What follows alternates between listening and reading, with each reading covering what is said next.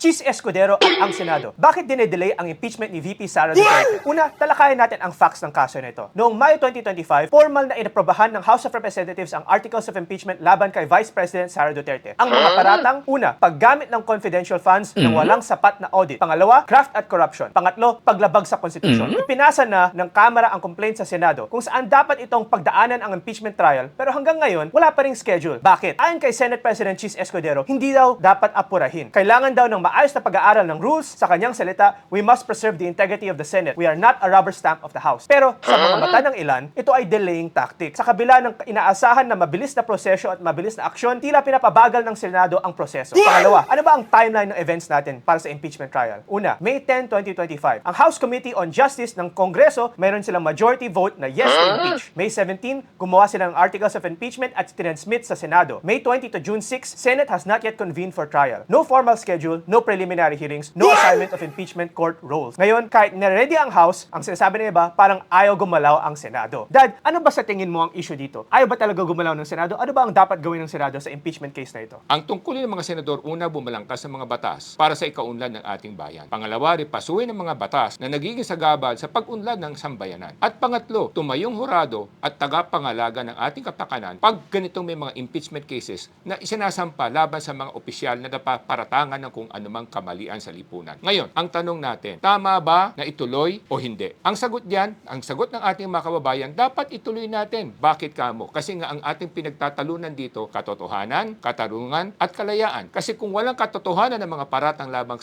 kay Vice President, ito ay dapat maisiwalat at dapat malaman ng sambayanan para sa ganun hindi na maulit mga ganitong mga malicious o false accusation. Ngunit kung may katotohanan naman, ito ay landas para sa katarungan. Dahil kung walang katarungan, masasadlak ang ating kalayaan sa kangkungan o sa basurahan. Ito ay napakahalaga sa ating lipunan. Hindi dapat maging politika ang issue dito. Ang dapat maging issue dito, hustisya. Dahil ang mga senador ay tagapangalaga ng ating kapakanan at ating kinabukasan. Para sa akin, kailangan na rin matuloy ang impeachment trial. Kasi sabi na naman ni Vice President Sara Duterte na handa na siyang harapin ang mga akusasyon na tinapon sa kanyang muka at sa paninira sa kanyang pangalan. Kasi kung meron man masama nangyari o walang masama nangyari, kailangan lumabas na rin ang katotohanan tungkol sa mga issue na ito para ma-clear or ma-prove kung ano man ang totoo na nangyari dito sa mga akusasyon na tinapon kay VP Sara Duterte. Kayo, ano bang sa tingin ninyo? Dinedelay ba ng Senate ang mga impeachment trial na to? Or talagang pinag-isipan lang nila at gusto nilang sundin ang tamang proseso para sa impeachment na ito? Ako po ay si Solomon Sai, ang inyong kuya ng bayan. Ako rin po si Michael Sa, inyong dad ng bayan.